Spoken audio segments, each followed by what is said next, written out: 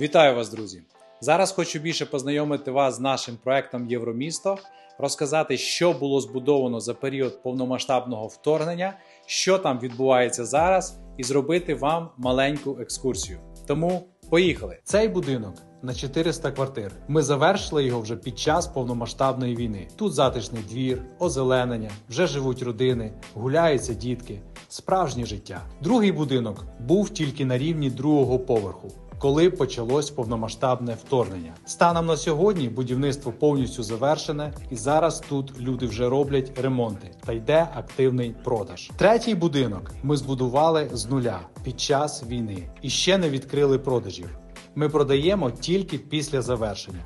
Наразі це наш принцип. Ми будуємо цей будинок за власний кошт, без інвесторів, без авансів. Ми не обіцяємо, ми будуємо готове житло. Це і є справжня надійність.